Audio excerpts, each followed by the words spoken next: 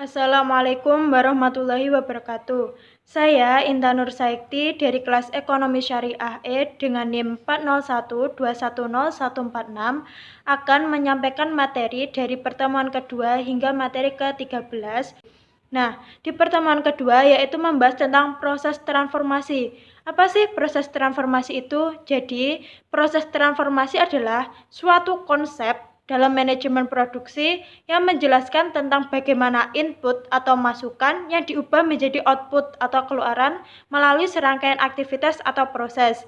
Jadi hal ini itu mencakup proses konversi sumber daya menjadi produk atau layanan yang bernilai. Selanjutnya yaitu fokus manajemen produksi atau 5P. Yang pertama yaitu people atau orang. Fokus pada manajemen kinerja, pelatihan, dan pengembangan individu dalam operasi produksi untuk memastikan keterampilan, motivasi, dan kepuasan kerja yang optimal. Yang kedua yaitu plant atau pabrik atau fasilitas. Nah, di sini itu kita mengelola fasilitas dan peralatan produksi untuk memastikan operasinya itu berjalan secara efektif dan lancar. Yang ketiga yaitu proses. Proses adalah optimalisasi langkah-langkah dalam proses produksi ini untuk meningkatkan efisiensi dan kualitas produk yang dihasilkan. Yang keempat yaitu produk. Nah, di sini itu fokus dalam menyusun, mengembangkan, memasarkan produk agar memenuhi kebutuhan dan harapan pelanggan. Yang terakhir yaitu program. Nah, program ini yaitu fokus pada perencanaan dan penjadwalan aktivitas produksi dengan memperhatikan waktu, sumber daya, dan inventaris untuk memenuhi permintaan pelanggan secara efektif. Yang terakhir yaitu keputusan manajemen produksi. Nah, keputusan ini merupakan proses pengambilan keputusan terkait aktivitas produksi seperti perencanaan kapasitas, alokasi sumber daya, penjadwalan, serta pengendalian kualitas. Jadi keputusan-keputusan ini itu berdampak efisiensi dan efektivitas dan kualitas kepada hasil produksinya. Selanjutnya yaitu pertemuan ketiga, membahas tentang perencanaan dan jenis-jenis produksi.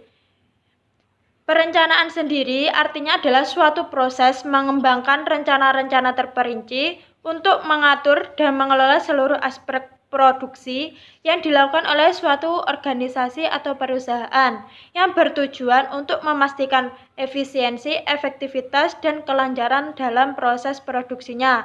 Atau bisa kita simpulkan kalau tujuannya itu untuk mengoptimalkan proses produksi supaya bisa mencapai hasil yang efektif dan efisien. Sedangkan fungsi dari perencanaan ini adalah menentukan kapasitas produksi, membuat jadwal produksi, menentukan tingkat optimal persediaan bahan baku, menentukan standar kualitas, menentukan anggaran produksi, dan mengalokasikan sumber daya finansial.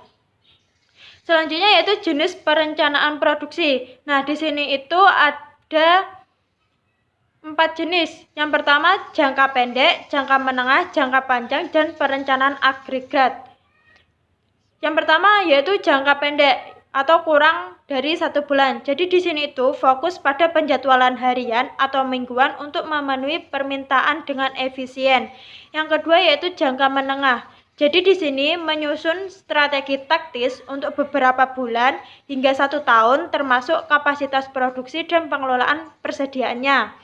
Yang ketiga yaitu jangka panjang. Nah, di sini itu mengambil keputusan strategis untuk lebih dari 1 tahun seperti investasi dan fasilitas baru. Yang keempat yaitu perencanaan agregat. Di sini itu menetapkan jumlah produksi bulanan atau kuartalan dengan memperhitungkan kapasitas dan sumber daya untuk merencanakan secara keseluruhan. Nah, tahapan perencanaan produksi ini meliputi analisis permintaan, yaitu mengumpulkan data permintaan produk untuk memproyeksikan produksi. Langkah selanjutnya yaitu perencanaan kebutuhan material. Di sini itu kita menentukan jenis, jumlah, dan waktu penggunaan bahan baku. Tahapan selanjutnya yaitu penjadwalan produksi berdasarkan ketersediaan sumber daya dan prioritas produksi. Selanjutnya yaitu perencanaan kapasitas. Nah, di sini itu kita harus memastikan kapasitas produksinya itu cukup dengan menyesuaikan tenaga kerja dan fasilitas. Yang selanjutnya yaitu Manajemen persediaan. Nah, di sini itu kita mengelola persediaan untuk mengoptimalkan ketersediaan dan biaya penyimpanan. Tahapan selanjutnya atau tahapan yang terakhir yaitu evaluasi dan pengendalian. Nah, di sini itu kita memantau kinerja produksi dan melakukan sesuai kebutuhan. Materi yang terakhir yaitu mekanisme perencanaan produksi. Secara singkat, melibatkan identifikasi kebutuhan, pengumpulan data dan analisis datanya, lalu perencanaan produksinya, implementasi rencana, serta monitoring dan pengendalian kinerja produksi untuk memastikan pemenuhan tujuan produksi yang kita inginkan. Selanjutnya yaitu pertemuan keempat tentang analisis proses produksi. Nah, strategi proses merupakan pendekatan organisasi untuk mengubah sumber daya yang ada dari bahan mentah menjadi hingga barang atau jasa yang memiliki nilai guna dengan mencari langkah-langkah produksi berdasarkan keinginan konsumen dan mempertimbangkan faktor seperti biaya dan kebutuhan perusahaan. Sedangkan analisis proses yaitu proses memecahkan informasi atau situasi untuk memahami unsur-unsur yang terlibat dan hubungan antar bagian dengan tujuan mengidentifikasi pola, tren, masalah untuk membuat keputusan yang lebih baik atau mendapatkan pemahaman yang lebih dalam lagi. Nah, selanjutnya yaitu tipe proses produksi. Nah, yang pertama yaitu produksi berurutan atau continuous production. Di sini itu kita berlangsung terus-menerus dalam memproduksi produk secara massal. Yang kedua yaitu produk berulang atau repetitive production, yaitu produksi di dalam volume besar dengan aliran berulang. Yang ketiga yaitu produksi disinkronis atau discrete production, yaitu terdiri dari langkah-langkah terpisah yang sering digunakan untuk memproduksi produk yang custom.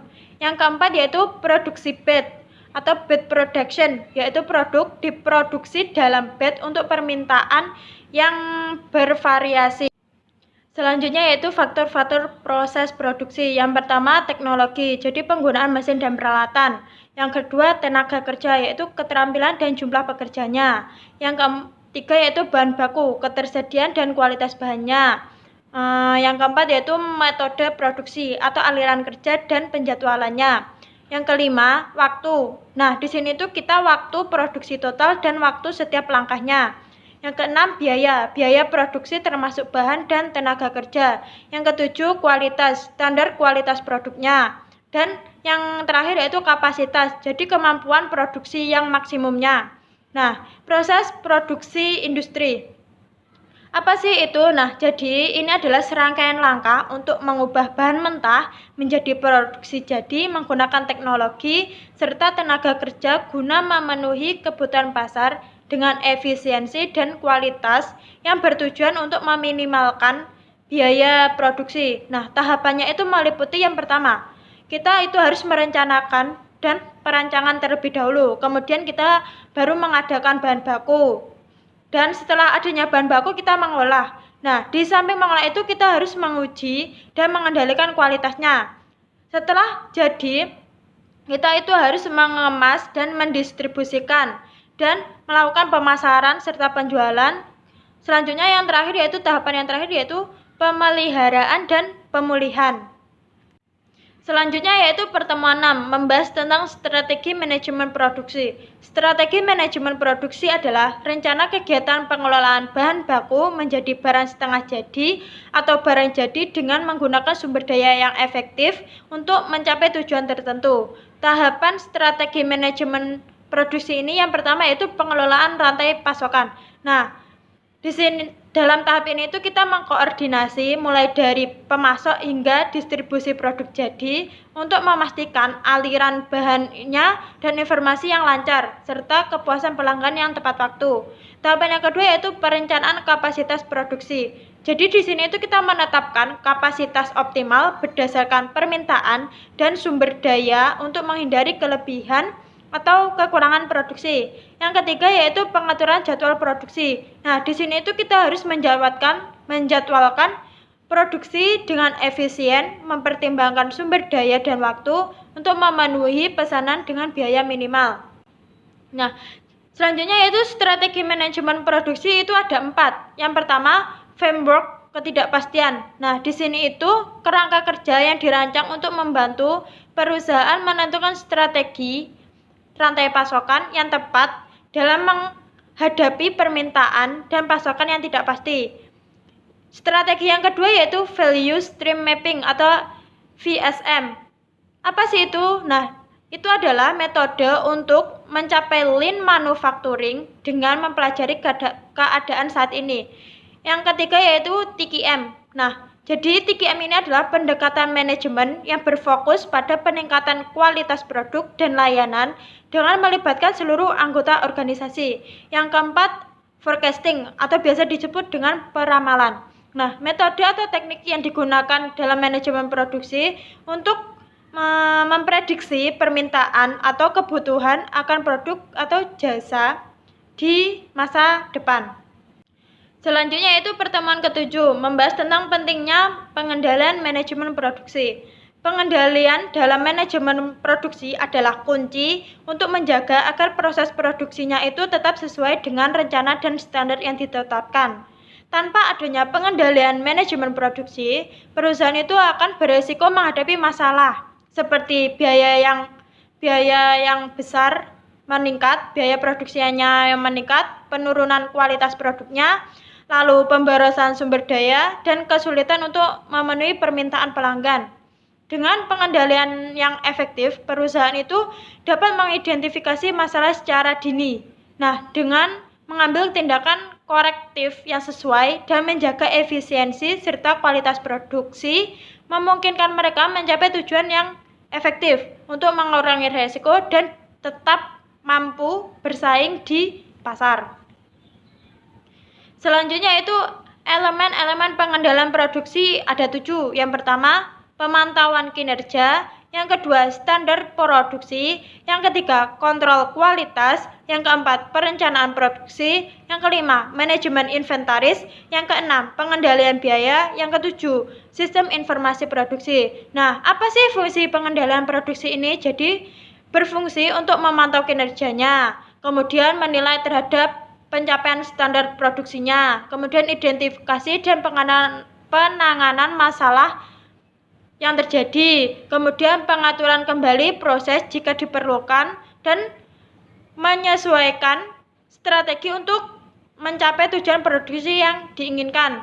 Selanjutnya, keuntungan dari pengendalian produksi ini yaitu meningkatkan efisien operasional. Yang kedua, memastikan kualitas produk yang konsisten, mengurangi pemborosan sumber daya, meminimalkan risiko kesalahan produksi, meningkatkan kepuasan pelanggan, dan memungkinkan perusahaan untuk tetap kompetitif di pasar.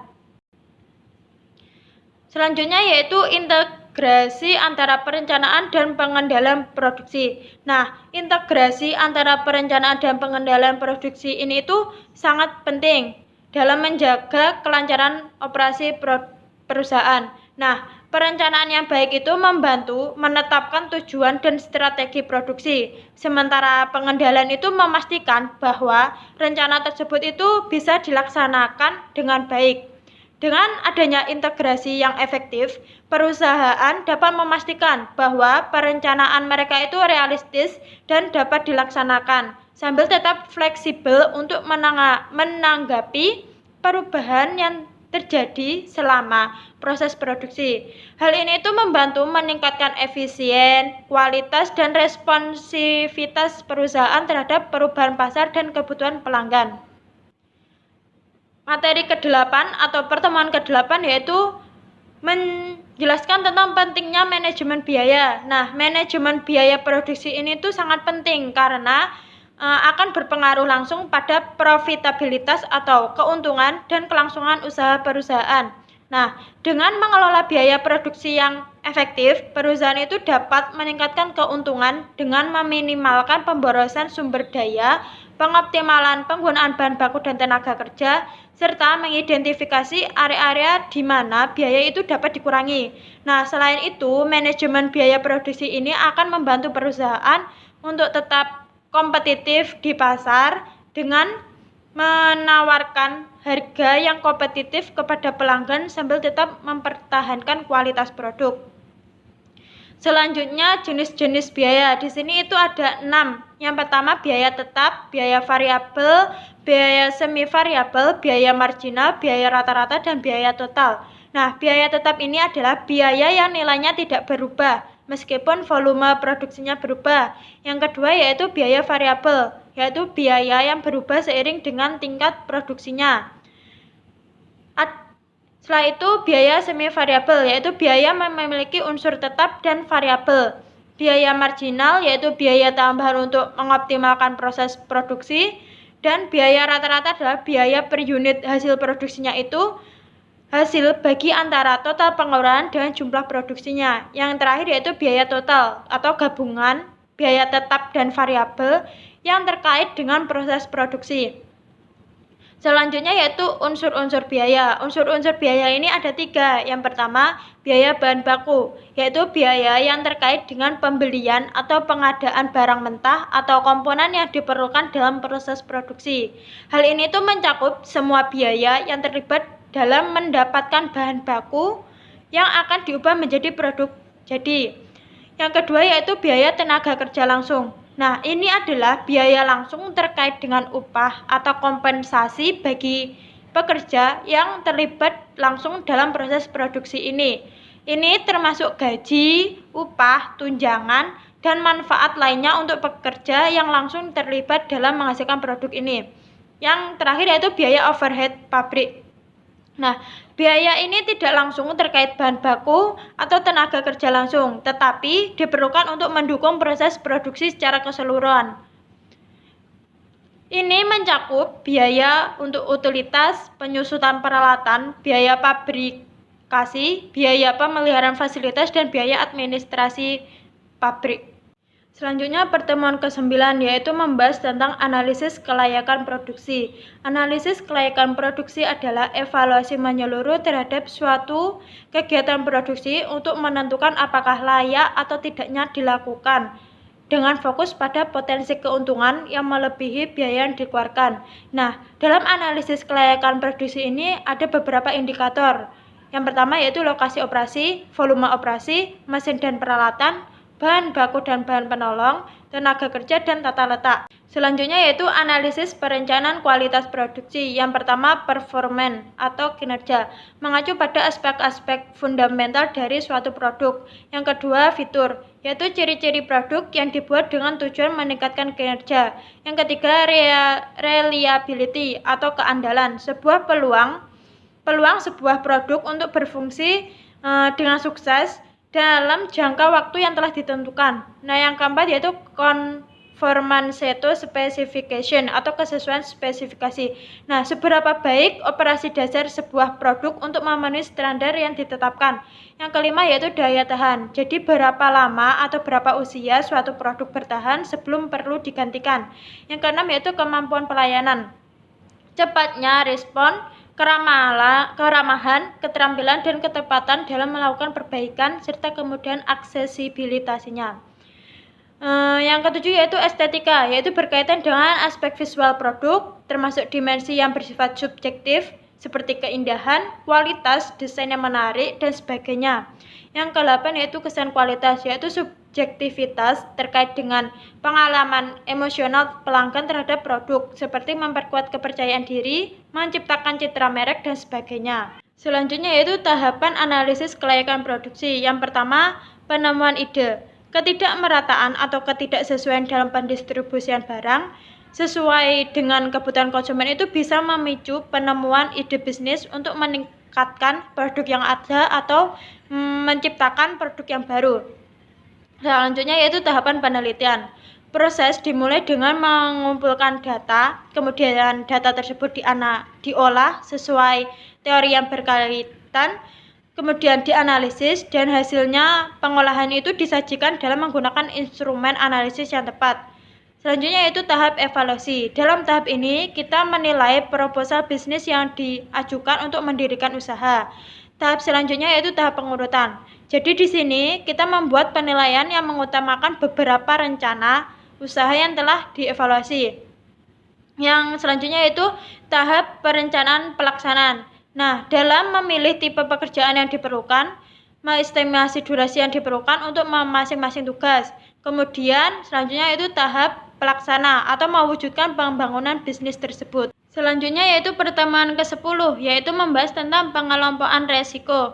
Nah, pengelompokan resiko sendiri dibagi menjadi 3 berdasarkan sumber resiko, sifat resiko, dan kategori resiko. Sumber resiko dibagi lagi menjadi 2, yaitu resiko eksternal dan internal. Resiko eksternal yaitu merujuk pada risiko yang berasal dari faktor-faktor di luar kendali perusahaan, seperti perubahan regulasi pemerintah, fluktuasi pasar global, atau bencana alam. Yang kedua yaitu risiko internal, merupakan rasio yang berasal dari faktor-faktor di dalam kendali perusahaan, seperti kesalahan manajemen, kegagalan sistem, atau masalah kualitas. Sedangkan berdasarkan sifat risiko, resiko itu dibedakan menjadi 2, risiko murni dan spekulatif. Risiko murni adalah risiko yang tidak sengaja dapat mengakibatkan kerugian mendadak seperti bencana alam dan kerusakan mesin. Sedangkan risiko spekulatif adalah risiko yang memiliki kemungkinan keuntungan atau kerugian, seperti perubahan produk atau penerapan teknologi baru. Berdasarkan kategori risiko, ini dibagi menjadi 4, yaitu risiko pasar, operasional, keuangan, dan lingkungan. Risiko pasar yaitu terkait dengan fluktuasi atau ketidakpastian dalam pasar seperti perubahan harga, permintaan konsumen, dan persaingan industri. Yang kedua yaitu risiko operasional, yaitu meliputi risiko yang terkait dengan proses produksi, manajemen rantai pasokan, dan kegiatan operasional sehari-hari. Yang ketiga yaitu risiko keuangan, yaitu merujuk pada ketidakpastian dalam hal pendapatan, biaya, pengelolaan aset, serta hutangnya. Kemudian risiko lingkungan, yaitu risiko yang berkaitan dengan dampak produksi terhadap lingkungan termasuk regulasi lingkungan, tanggung jawab sosial, perusahaan, dan keberlanjutannya. Selanjutnya yaitu tujuan manajemen risiko. Yang pertama, mengidentifikasi risiko. Yang kedua, menilai dampak risiko. Yang ketiga, mengurangi risiko. Yang keempat, meningkatkan efisiensi dan efektivitas. Yang kelima, menjaga reputasi organisasi atau perusahaan. Selanjutnya yaitu tahapan manajemen risiko. Tahapan ini dimulai dengan identifikasi risiko, proses mengenali dan menilai potensi ancaman atau ketidakpastian yang bisa mempengaruhi tujuan organisasi. Yang kedua yaitu analisis risiko. Nah, di sini itu kita mengevaluasi mendalam terkait risiko yang teridentifikasi, mempertimbangkan kemungkinan terjadi serta dampaknya pada kegiatan atau proyek. Selanjutnya itu pengelolaan risiko. Nah, dalam tahap ini, kita itu mengembangkan strategi dan rencana tindakan untuk mengatasi risiko, termasuk mitigasinya, atau transfer, atau penerimaan risiko. Selanjutnya yaitu implementasi manajemen risiko. Nah, di sini itu kita akan melaksanakan tindakan yang telah dirancang untuk mengelola risiko, termasuk pengaturan kontrol atau perubahan proses. Langkah yang terakhir yaitu monitoring risiko. Nah, jadi di sini itu proses pemantauan dan evaluasi terus-menerus terhadap risiko yang telah diidentifikasi, serta penyesuaian strategi jika diperlukan. Selanjutnya yaitu pertemuan ke-12 tentang membahas pentingnya etika produksi. Dalam Islam, produksi tidak hanya tentang menghasilkan kekayaan materi dari sumber alam, tetapi juga melibatkan nilai-nilai etika, kejujuran, serta keadilan untuk mencapai kemaslahatan umum. Nah, dalam menjalankan produksi itu penting untuk mengintegrasikan nilai-nilai etika dan moralitas agar setiap kegiatannya itu dapat memberikan manfaat yang seimbang dan bisa mendukung kesejahteraan bersama. Selanjutnya yaitu fungsi manajemen sumber daya manusia. Yang pertama, perencanaan mencakup analisis jabatan, peramalan kebutuhan tenaga kerja, dan implementasi rencana. Yang kedua, pengorganisasian melibatkan pembagian kerja dan delegasi wewenang. Yang ketiga, pengarahan adalah kegiatan yang mengarahkan karyawannya itu untuk mencapai tujuan perusahaan. Yang keempat, pengendalian melibatkan pengawasan dan tindakan perbaikan. Yang kelima, yaitu pengadaan. Nah, di sini itu mencakup seleksi, induksi, serta penempatan ataupun orientasi karyawan. Yang keenam yaitu pengembangan melibatkan pelatihan, pengenalan jabatan baru, perencanaan karir, dan peningkatan keterampilan karyawan. Selanjutnya yaitu strategi manajemen produksi. Yang pertama, perencanaan produksi. Tentukan tujuan produksi dan strategi jangka pendek, serta panjangnya dengan memperhatikan permintaan sumber daya dan kapasitas produksi. Yang kedua yaitu pengendalian inventaris. Jadi strategi di sini adalah kita itu harus mengelola stok bahan baku, barang dalam proses, dan produk jadi dengan efisien untuk menjaga ketersediaan yang tepat. Yang ketiga yaitu pemilihan teknologi produksi. Jadi kita itu harus menginvestasikan dalam teknologi yang sesuai dan otomatisasi untuk meningkatkan efisiensi dan mengurangi biaya. Yang keempat yaitu penjadwalan produksi. Kita itu harus mengatur jadwal produksi secara efisien untuk mengatur waktu tunggu dan memaksimalkan penggunaan sumber daya.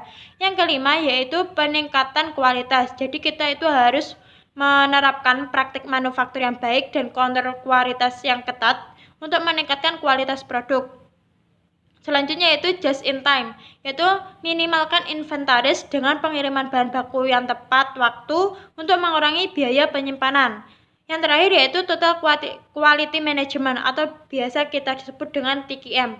Nah, di sini itu kita harus melibatkan seluruh organisasi dalam upaya berkelanjutan untuk meningkatkan kualitas produk dan layanan. Selanjutnya yaitu pertemuan ke-13, membahas tentang kinerja dan evaluasi produksi. Nah, manfaat manajemen kinerja bagi manajer itu adalah meningkatkan kinerja tim ataupun individu, terus memberikan penghargaan non-moneter kepada karyawan, lalu mendukung karyawan yang berkinerja buruk, kemudian mendukung kepemimpinan, kemudian motivasi tim dan proses pengembangan. Setelah itu ada teori motivasi untuk memperjelas efektivitas manajemen kinerja.